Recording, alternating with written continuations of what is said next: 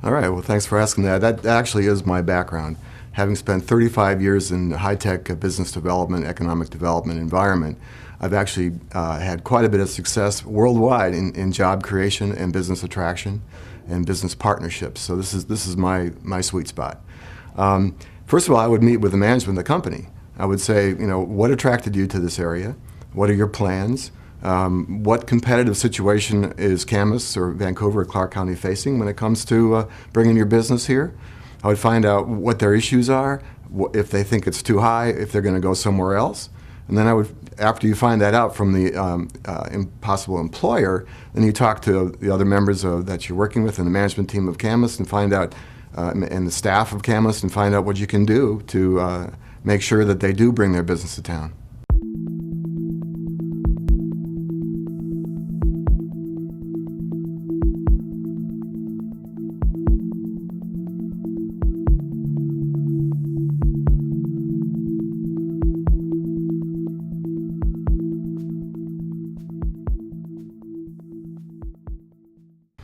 Well, you'd have to look at the city of Vancouver budget in some detail. I would suspect that everybody in Vancouver and Camas and Clark County would put police and fire as the highest priority for local government.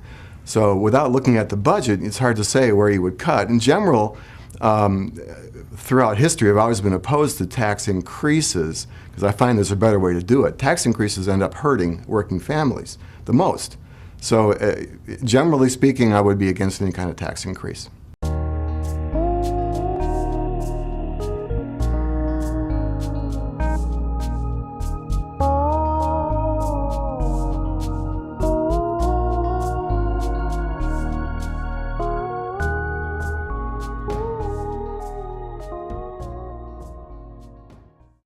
Right. I think that we need to look at the right problem. And what's the problem here in Camas, Vancouver, Clark County? And the problem is jobs and employment. I'm not sure that building a light rail bridge across the river is actually solving the right problem. In fact, I remember I sent a message off to the CRC people a couple, 3 years ago, and they're, as I understand it, duty bound to respond to me, which, by the way, they never did. But my question was simple. If the congestion is on the bridge, why don't we look at seeing what we can do to reduce the traffic first and then find out how big the problem really is? And the way you reduce the traffic on the bridge is to attract those people that commute from Vancouver, Camas to Portland to work, to move their offices to Vancouver, Camas, and Clark County. So first of all, that would solve the employment problem in the area, solve the congestion problem on the bridge, and maybe then after you look at that, you've done as much as you can to attract businesses into Clark County. Then you look at any congestion issues. And by the way, my understanding is the congestion is actually further south, near the Rose Quarter. So a new bridge and light rail wouldn't necessarily solve that congestion problem. And the other concern I have is that it's obviously a lot of money. It's really going to be very expensive for the taxpayers in the area. And the people that are going to get hurt the most are working families who have to commute into Portland for work. They're the ones that are going to pay those tolls and pay those fees more so than people that don't. And the last thing we need to do is be putting an additional expensive burden on working families. So I'd take a hard look at what this cost is, take a hard look at what the real problem is, and focus on the real problem.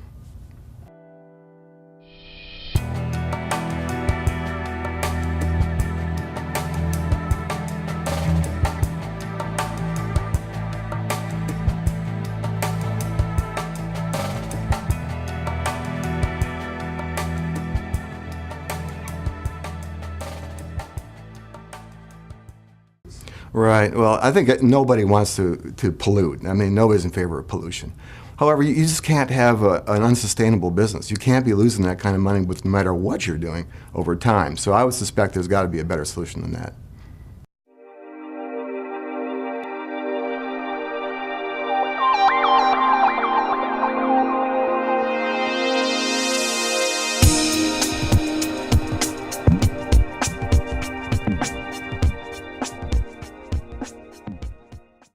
Well, first of all, I do not support doing anything without the vote of the people. Remember, these are elected officials, and in a representative democracy like we have, as an elected official, you're supposed to do what the people tell you to do, whether you like it or not. You have to get their opinions. You have to have open meetings.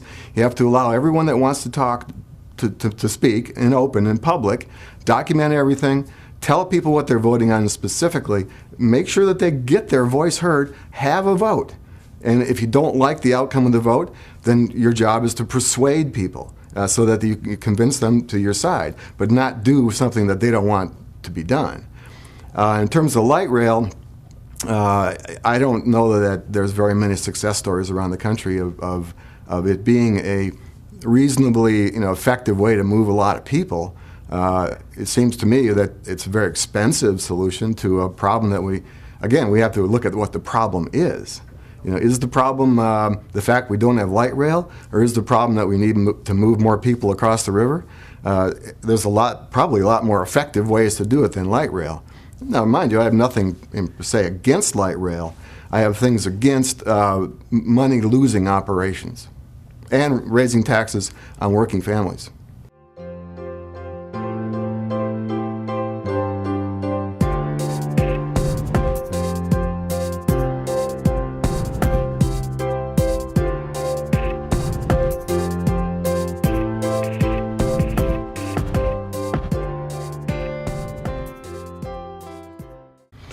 First of all, I would support whatever the voters want me to support. So I wouldn't do anything without the approval. And frankly, it would have to be a sizable majority of people that would want that kind of. We would ask the question of the voters: what kind of growth do you want in the area? Do you want a bridge at 192nd? Find out what the people have to say. Make sure there's plenty of opportunity for everybody to get their opinions heard. I ran for this spot 4 years ago, and at the time I said, it seems to me more logical that, and I can't remember the exact number, but there was something like, I don't know, 2,500 or 3,500 lots available to be built on in the city of Camas. And that I thought that those should be, since the infrastructure was in place already for streets and lights and sewer and so on, that those should be permitted first, and those should be built first before any expansion was done. However, I didn't win, and the city went ahead and annexed a bunch of property north of Camas Lake. And those lots, as far as I know, are still sitting doing nothing. And we've got this whole new urban growth area ready to be built on that has gone nowhere. So I suspect that it wasn't a very efficient use of taxpayer dollars.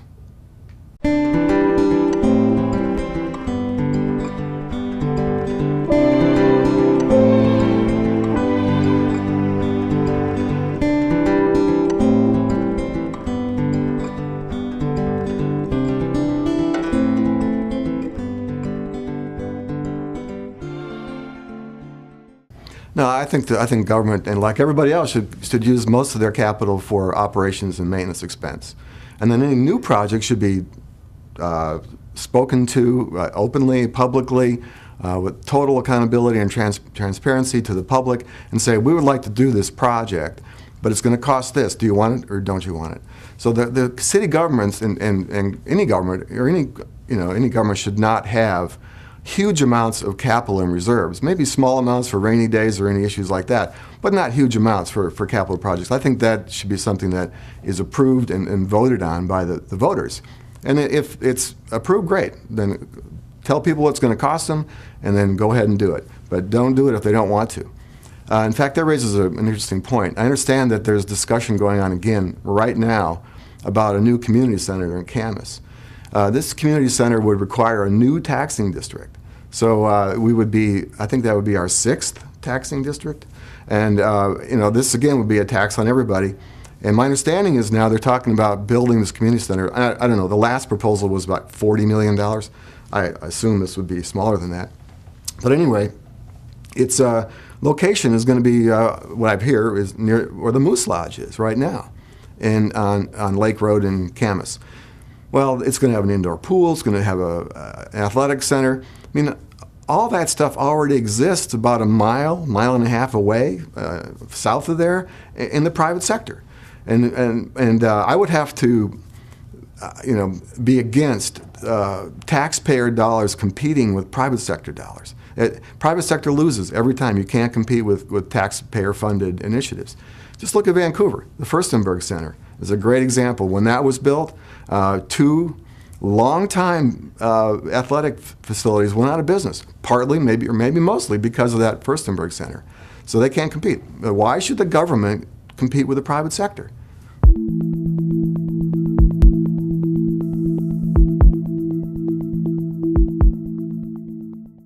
Actually, last week I was in Orlando, Florida at the Children's Miracle Network Hospital Celebration event, which is a fantastic event, by the way. Check out Children's Miracle Network. They do amazing work. We go every year. And it's in Walt Disney World there, right in Orlando. And there's signs everywhere. This is the happiest place in the world.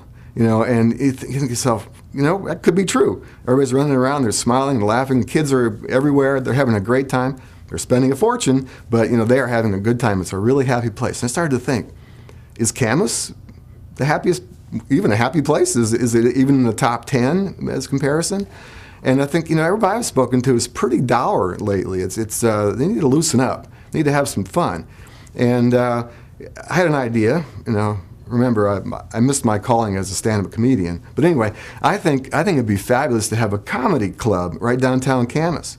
You know, if they make it into a comedy club / brew pub, I'll be there every night. And I think that would, you know, be a wonderful business and lighten people up in the area. The only question is, you know, would the city council approve that?